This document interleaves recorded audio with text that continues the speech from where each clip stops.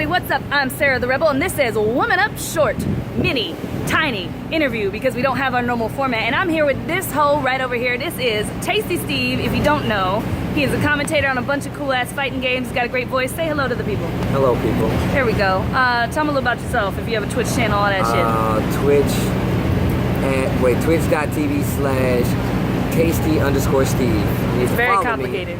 At Tasty_Steve. Correct. And I am part of the Ultra Chain crew. If you guys do want to find out more about video games, what I do, tournaments, whatnot, etc., feel free to hit them up on Twitter. It's true. And if you're wondering what this is a new thing we're going to try because, as you guys know, we've been doing this weekly podcast thing. And guess what? October is booty. October is a terrible time. Everybody's at all these different events. So we have to find ways to make it work. This is one of the ways. So I'm going to talk to you today about Luke Cage. Spoiler alert, if you have not seen Luke Cage and you want absolutely no spoilers, turn this shit off right now. Share it with your friends. What are you whispering? Go watch it though. It's spoilers. And then wait, do it again. I'm gonna say spoilers when you do it. Spoilers. Spoilers. Lots of spoilers. You guys don't even know how many spoilers are going on right now. There you go.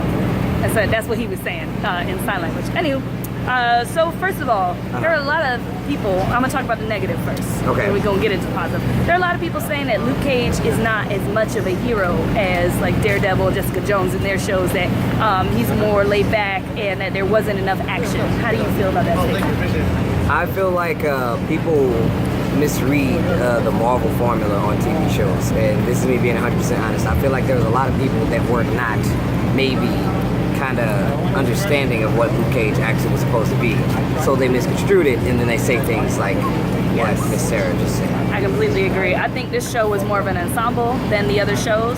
I think it had a fully fleshed out cast instead of just focusing on one person, and I think it did a lot to try and immerse you in a specific culture so that it could tell the story in that culture first. Right. So I think a lot of people mistake that. Yes. I feel like that's what makes Marvel really, really good at these kinds of things. And I knew they're really good at it because even when I went to see the live show, they talked about thanking Marvel personally about pumping up a character like this. Now the thing is about it, it is an action genre kind of TV showish kind of thing. However, they took like the whole Smallville dealing with angst thing, and they kind of appropriated it for the people who are mostly in the show, black people. So it's kind of weird. But no, it's not. It makes complete sense that people don't understand. Because I see it and I'm like, I actually, I'm going to be honest, I had this thought where I didn't think that it was going to be as good as it was. Me neither. 100%. I'll be honest, yeah, I'll be honest. I was like, you know what, I'm going to give this 2 episodes.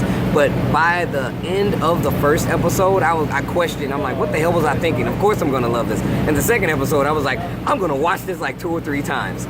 Right. I don't think it's bad to feel that way either. Hang on, guys. We're going to adjust the camera because we're using a magical stick called Sarah's hand. Yeah.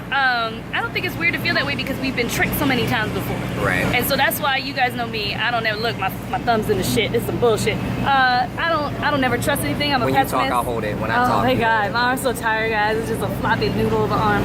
Anyway, so y'all know, before it came out, I was very nervous about it, but everybody got to actually do what they wanted to do, and I think that's why the show came out so good. So one of the things that I noticed about it is, you know, Luke Cage's name, Power Man. To me, I felt the entire show was about power. It was about women's power, it was about African-American people's power, it's about poor people's power, rich people's power, the power of drugs, hubris. There's a food truck here, so they're not yelling at us, they're yelling at the tacos. And powerlessness, power of sexual assault victims, power of sex workers even. Like, it just ran the fucking gamut. It went very deep ways. Right. A lot of people definitely wouldn't get that, especially if it didn't relate to you. And I feel like Netflix does a really great job of niching out shows and making them relatable to the people they want it to be relatable to. Even more so, which I feel like they should get special kudos because they did it with a Marvel TV show. With a fictional character who is not real. Yeah. I felt so invested by the time I finished watching that show. It was kind of like I legit felt empowered. And there's not many things that can make me feel empowered. Or that needs to make me feel empowered. And maybe that's the problem. And even with the interactions between the police and the citizens, they could have gone very negative. Right. But they did it in a pretty honest way. It was pretty honest. Right. I mean, don't get me wrong. Of course, this is all fictional, not real. Right. However, embellished. I'm trying to make sure I keep this at the even like. Here, I can stand on my toes. Oh man, I'm not gonna keep holding this. Just FYI. No. They did a very great job. Than me. They don't mean a goddamn thing. They did a very great job of making people feel like you do have a role. You do have a role. His arms get tired too. What a puss. Yeah, exactly. I'll go back to holding it. Yeah. Oh, God. that gave you a great job of feeling empowered by the time you were done watching it. And I feel like a lot of people were up in arms about something that they really can't relate to. If you can't relate to it, I'm sorry. Right. That's just like me calling for my son and you saying I don't understand that. Right.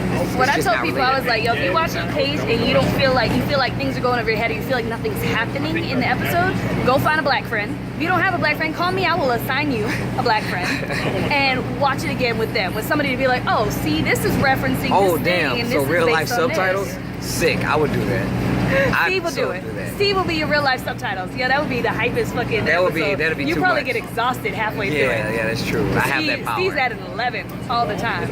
Anyway, and then you know what I will say though? I did feel the last third of the show was the weakest part because of the villain. There was a villain change. Right. I feel like they had set him up to be a certain type of villain. He was not that kind of villain. His motivations weren't very strong. He was more of a normal Marvel villain. Yes. And I feel like that was kind of a weakness. Did you feel the same way? Well, I feel like it was basically, it highlighted a lot of points in society that needs to be looked at.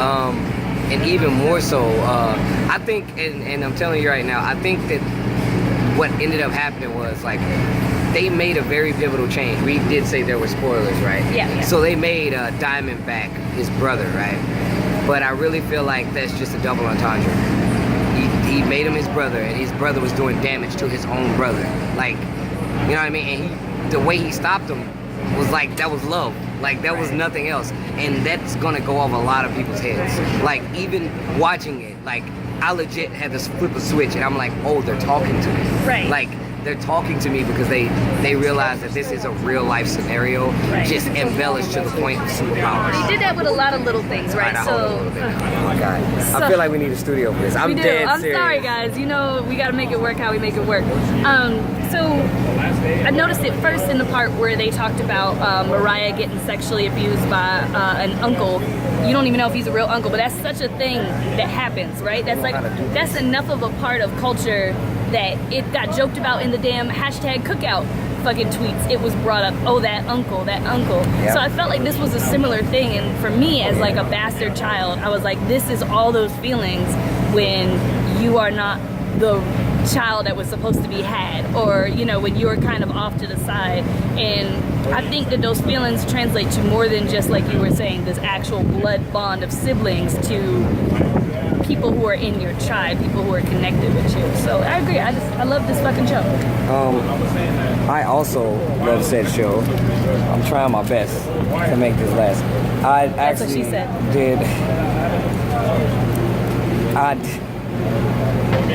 I look at the show in a very different way after looking at it and applying. Like, this is very much something you have to apply. I don't like this angle. This is very much something you have to apply. It's not going to be right there on the surface for you to understand. The This is- action is there to pad that. Right. This is also the only one of the three shows that I will watch again, because for me, Daredevil was very gory. I know most people don't feel that way. For me, it was just a little. That was a too show gory. of morals. Now the thing is, I'm probably gonna go in and make my own video about this, but That I'm gonna give you. inspired You did. So I'm gonna give you this sample. Each Marvel show, as well as the Marvel movie, attacks a different niche and add action to that niche to make it more entertaining. But you definitely get something from all those. Yes. Daredevil is very much of moral. It's very much of, hey, what do you feel is wrong? What do you feel is right? And on both ends, how does that interpret to each and every person that looks into it? That's why it gives you that whole kind of news approach and being a lawyer, because they make it very civil, very lawyeric, legislative even. And then you look at Jessica Jones, and that was about being a victim, being in those situations and someone telling you otherwise, being a woman on top of that, being a woman in power on Right. top of that. That was a lot that show. And that one's still my favorite, but that's why I can't watch that show again, because it was too real, it was too Yeah. deep, it was too everything that I'd ever felt and that had happened to me and a lot of other women, and it was just so real that it was like, it felt like I was emotionally draining a wound every time I fucking watched it. And that makes a lot of sense, because like I said, and then you have like, I don't know, thank you. Anyways, yeah, so then you look at Luke Cage, and Luke Cage is definitely about a lot of things. It actually kind of overloads even the tones of the first two shows. You know what I mean? Like they give you black on black crime. They give you, I don't even know where to begin on this because as a black man in America, I'm trying to tell you right now, that show touched on so many things that may seem like it was resolved one way, but in actuality, it was a thinking point. It was something for you to think about, and I guarantee you, it's very much a water cooler worthy show. Especially for somebody like me. I can say as a man in America, Jessica Jones could be a little taxing and over my head in some instances, but that's because it wasn't predominantly meant for... I'll be your real life subtitles for Jessica Jones. Yeah, you know what I'm saying? Like, that's how it works. So, man, I love Luke Cage. If you haven't touched it or thought about it, if you even thought about watching it or anything like that, please give it a shot. If you don't understand it, don't say it's a bad show, and don't go in saying it's too black. That's the stupidest thing you can do, and I have a lot more faith in you. Everything in America is too white, and you can suck my dick. Enjoy a little bit of Luke Cage. Okay, all right. Steve and I are different people. I'll be real with you. It's true. I'm a lot more calm than most. I didn't even notice that the only white person with a speaking role was that one cop until that white woman approached and said something to him, and I was like, oh shit, I ain't seen no goddamn white people talking in this show. It was amazing, and that's how we feel about most of y'all shows. So just deal with that. Anyway, I do love how confusing this is to people. So thank you, Steve, for being on. Tell people where to find you again. At Tasty_Steve on Twitter. Twitch.tv/Tasty_Steve. If you want to come through, listen, I'm going to make sure I get this video stuff up running because she definitely has inspired me to do things more like this for myself. And I feel like I'd be really good at it, so. I feel like it would be too. Don't steal all my fucking views, motherfucker. Anyway, guys, this has been A Woman Up Short, and there's something I'm supposed to do, but I don't have the arm to do it, but I'm going to use his arm. Make sure that you party down and woman up. Yeah. Bye, guys. Bye, bye, bye.